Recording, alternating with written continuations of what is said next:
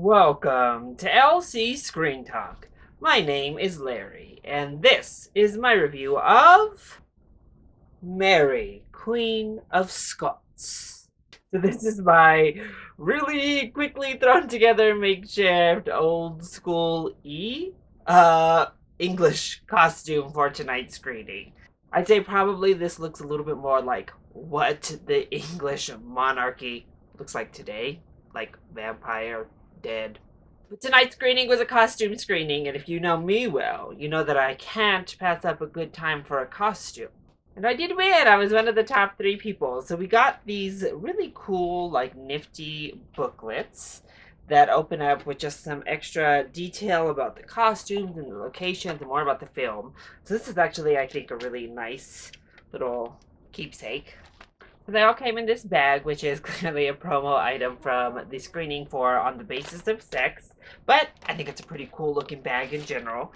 And then inside just other like movie related things like this pretty cute little decks of cards, which I actually think is a pretty awesome giveaway, to be honest.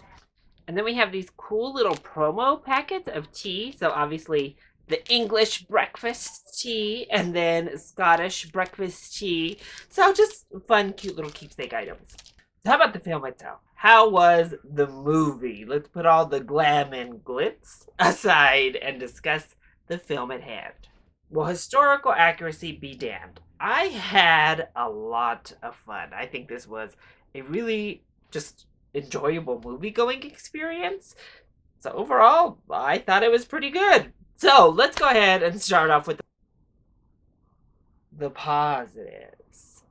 Well, the acting is absolutely stellar in this film. I think Saoirse Ronan plays Mary, the Queen of Scots, very well. Actually, I thought it was a much more layered performance than I went in anticipating, if I'm being honest. She did a really great job throughout the film of just always adding in those extra layers, always having Mary thinking and moving, even while she was seemingly still and stagnant. It just worked really well. And I also think that Margot Robbie was fantastic in this film. It was a very subtle performance, I thought. It wasn't over the top. It wasn't grand for the most part, but it was very effective. It really humanized a character that, with this script, could have easily gone to villain status. Honestly, I think all of the cast is very strong. There wasn't an acting performance that stood out to me as like, oh my gosh. No, they all played the part and they played it very well. You know who else played the part? The costume designers, because these costumes are stunning. It's of my opinion that if you are going to make a period piece, you need those costumes. And this film delivers in spades. And in addition, I just want to shout out the hair design, because the hair work in this film is spectacular. And they make sure to show that hair work off as well, but it just looks so good. I think the Oscar buzz has mostly died down for this film, but if it does not show up in hair and makeup and costume design come Oscar nominations, I don't know. They were absolutely fantastic. And I thought the story was really interesting. The way that they made the film, it's based off of a book basically told from Mary Stuart's perspective. Of course, when you're dealing with, the 1500s, we can't definitively say who's right, who's wrong, what history's right, what history's wrong. But history as we know it, we'll get to here in a second in the negatives.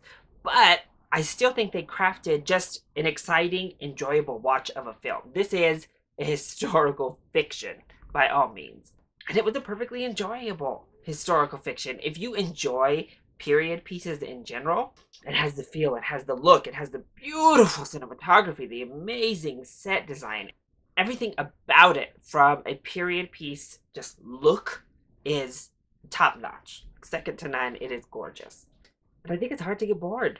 They really keep the action rolling. We don't stop for too long. Something is always in the works. Something is always happening. You get that emotional resonance when they aim to get it, and it worked for me. I think both of our lead females came across in both positive and negative lights, and I thought it was a really enjoyable watch.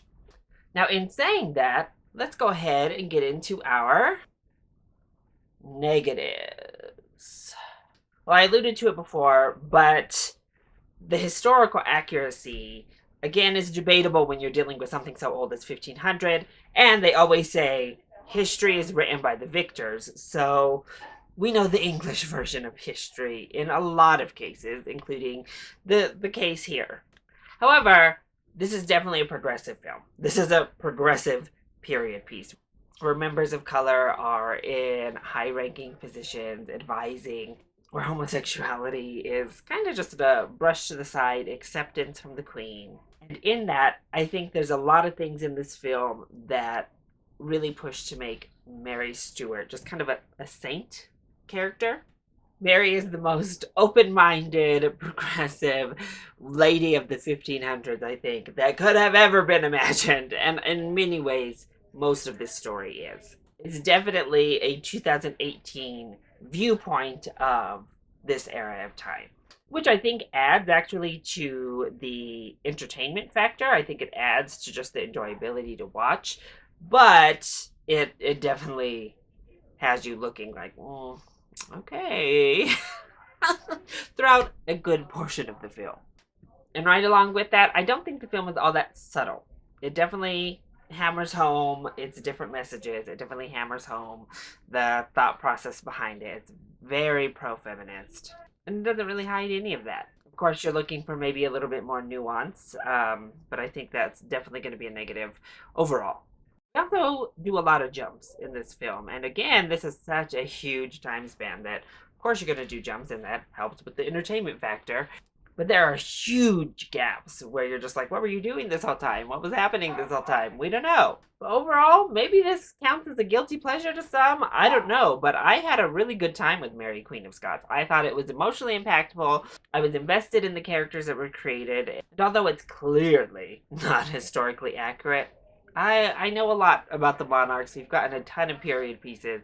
You know, it's not as good as The Favorite, which is a satire on the entire monarch system and really the class system in general. And it's not nearly as good as The Favorite, but it's still a fun watch, and I would definitely go back to watch it again. So if you like period pieces and aren't a huge stickler on all the historic details, I think this is worth a solid matinee ticket price. I don't know that it's necessarily full price ticket worthy, but it's a good time in the movie theater for my buck. So, that is my review of Mary, Queen of Scots. I hope you enjoyed it. If you did, go ahead, click like down below, and subscribe to the channel so you are always up to date on our latest videos. Also, join in on the discussion. Are you excited to see Mary, Queen of Scots? And what is your favorite historical fiction? Let me know either in the comment section down below, or you can hit me up on Twitter. I love you all so much for your support. Mwah! Thank you for watching, and I'll see you next time. Bye!